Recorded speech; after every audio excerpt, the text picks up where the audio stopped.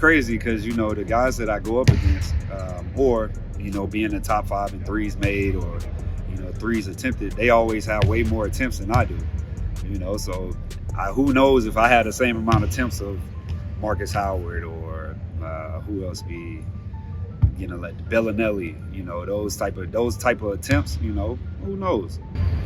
First of all, I want to ask you how you're feeling so far in your club. It's different, but it's a good feeling, good group of guys, great coach, and just looking forward to finally getting out there and putting it all together. How did you decide to continue your career with Crvena Zvezda? Well, my contract was up with Oli, so they had to decide if they wanted to bring me back or not. Coach Giannis, he had a head start on that and was talking to me and made me feel pretty good about what he was trying to build, what he was trying to add, and let alone just let me be who I am. And all those things, along with him trying to win and get to the playoffs and hopefully the Final Four, those are all things that I want to be a part of, winning and a great organization. So it made it pretty easy to come. So when the idea came to you to join Crvena Zvezda, did you maybe contact some of the guys who played for Crvena Zvezda? They actually was redoing the whole team, so outside of Neto, Teo, some of the other guys that was coming back, all the foreigners was kind of going to be new. So, I came into it with an open mind, just believing, and trusted in what, the conversation we had with Coach and what he was wanting to build. And, all those things, brought me here. And, Cody, good player, known him the last few years. So, being able to come and play, alongside him was something that he wanted to do, and he made sure that I got here. So you did change club, you did change country, but some stuff stayed the same, like the color of the jersey and the fans. Right. So how do you feel about that continuation, that you're still going to be in front of the passionate fans and playing the same colors? I'm looking forward to it. Everybody that know me know I love those type of atmospheres and those type of games, and we have some of the, if not the best fans in Euroleague. So to be able to come here and be a part of this family and not have to change the colors, it's motivation, and I'm excited. I'm excited to come here and try to do things that haven't been done. As you mentioned, you're known for your relationship with the fans, and we know you had several times some interaction with them. So how do you feel? Can you pull something like that here? They'll be on my side here, so hopefully they'll be with us the whole season. It's going to be ups and downs, and we just got to embrace that as a whole family, including the fans and the city. And just embrace the good and embrace the bad. And at the end of the day, we all working for one goal, and we're going to try to do everything in our power to make that happen. One thing that also stayed the same is the rivalry, big rivalry. You had it against Panathinaikos back in Greece, now it's against Partizan. How are you familiar with that rivalry and with everything that comes with it? Well, definitely being a part of the Greek rivalry prepared me for, the Belgrade rivalry. So once again, it's just a good chance to get out there and compete with my brothers, my team, and try to will us to win and handle business like we're supposed to. I wanted to ask you a bit about your role in Europe. You're already for a couple of years now here.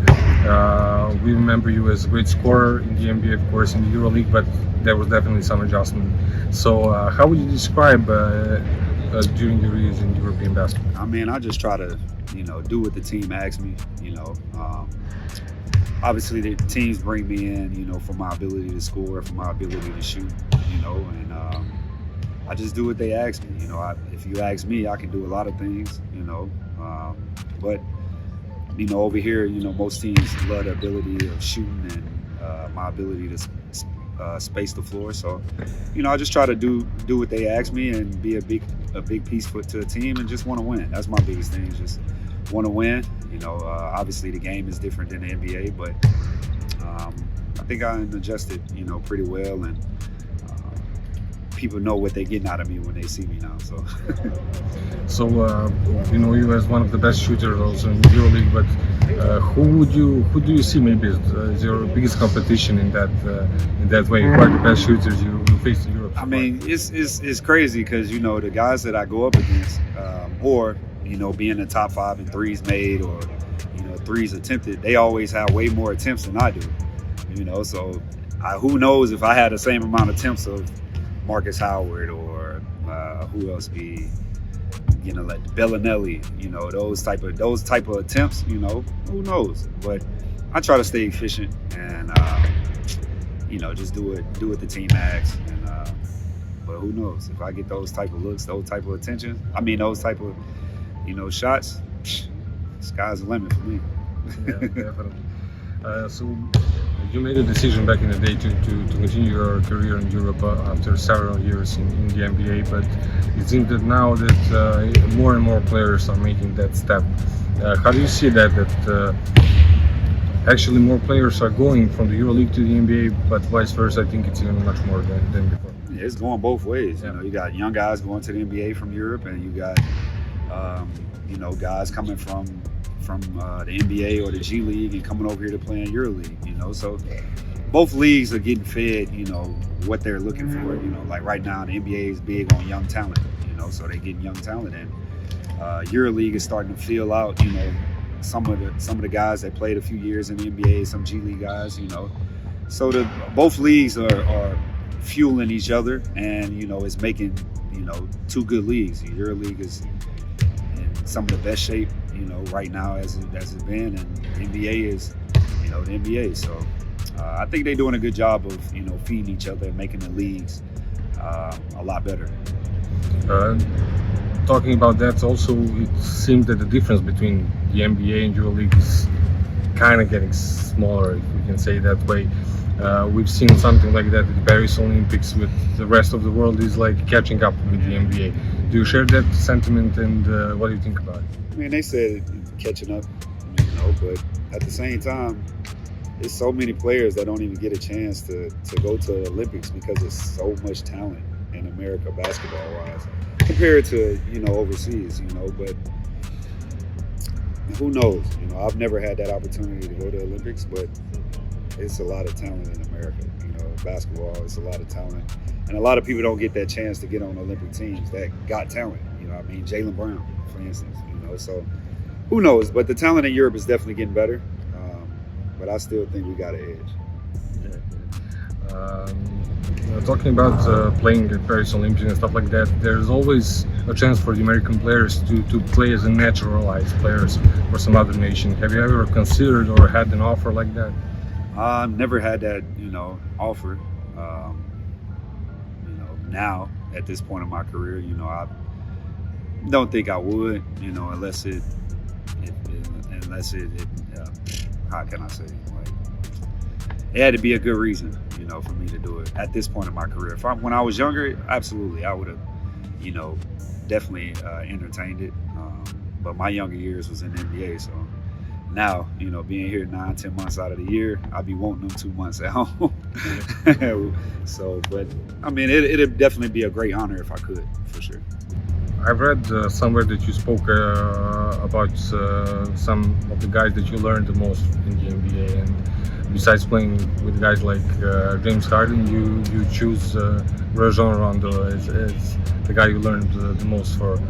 So I wanted to ask you, who is the guy in Europe that you learned the most on so far? The guy I learned a lot from in Europe is my OG Jamar Smith. I don't know if you know that name, but good player. He was my teammate my first year in Europe, and I was in Eurocup, and he helped me learn this game, so much faster, how to find my spots on the floor, in Europe compared to the NBA, and really just taught me what I needed to know, to deal with the Europe game, because he knew I had the ability to go play EuroLeague, and he just tried to give me the best advice that he could, and to this day we still talk. I still ask him, and he's still playing. He plays in Italy now, so he definitely, Jamar Smith was definitely a guy that, you know, helped me out over here. And now I get to play with Teodosic, so definitely gonna ask him a lot. Yeah, that was my next question. Now you're having a chance to play with the legendary playmaker in Europe that you probably faced even in the NBA during his short stay there. A little bit. So what does that mean to you? I mean, shoot, it means a lot to actually get to play with him now. You know, I hated playing against him because I knew how talented he was, and I'm a defensive guy, and it was, you know, the way I play defense, he still was able to, you know, make those type of passes, you know, and it just shows how good of a player he was, how much he, you know, loved the game and idolized his game. And, to be able to be on the wing with him running down the court with a shooter like me, oh man, I can't wait to, you know, play with him. What are your expectations looking up in the upcoming season with Crvena Zvezda? As I said, we know they won 3 titles last season, but they weren't satisfied with what they did in Euroleague. So, do you think this team now has what it takes to make the next step in Euroleague? I believe so. I think we got the, you know, the right pieces to make that happen. But like we tell each other every day, you know, we got to take it step by step. You know, we all new faces here, so we got to build that chemistry. And you know, once we do finally figure it out and get it all together, you know, I like our chances, you know, against anybody. How important is experience, especially in the EuroLeague, when it seems like it's one of the most valuable things when every team wants to add the guy that has the experience? I mean, experience means a lot. Just so, you know, going to all these games, you at least got an idea of your team. You know, everybody on the team knows the importance of the games. They know, you know, how much each possession, all the way down to 0-0, matters. You know, so you try to ride that experience and you know, let that kind of guide you through the ups and downs. And you know, at the end, when it gets time for, you know, the real part of the season, you got the experience of the guys that's been there, you know, and can go through that, and that matters at that point of the year. I also wanted to ask you, because I think Crvena Zvezda is, I think, the team with the most domestic players in the EuroLeague for the upcoming season. So you had the chance to play in different kind of teams in Unix, where a lot of United States players, in Olympiacos, you had Sasha Vezenko as the main player, but here is maybe some kind of a different identity with these domestic players. So how do you feel about that? Is that an extra thing, an extra plus bonus for you guys? I mean, we're gonna need everybody we got. You know, it's a long season. You know, a lot of big games, a lot of tough games, and the fact that we got, you know, a nice size roster, you know, that'll help us, you know, with in the long run. That throughout the season, you know, guys can get rest, or, you know, if somebody got banged up a little bit, you know, we got extra guys to get us through. So having that depth, you know, it's gonna mean a lot. And like I said, it's a long season, a lot of games. Belgrade, how much have you had a chance to explore, and how do you like it so far here? Well, my first week here, we was in a mini camp outside the city, about an hour. So I've probably been here maybe a week and a half, and I'm finding my way. You know, just learning restaurants that I like and can go to, and you know, learning the streets. You know, how to get to my house without a GPS, and you know, just little things like that. Just trying to find my way, find my little flow. And but the city is nice. Teammates been doing a good job helping me.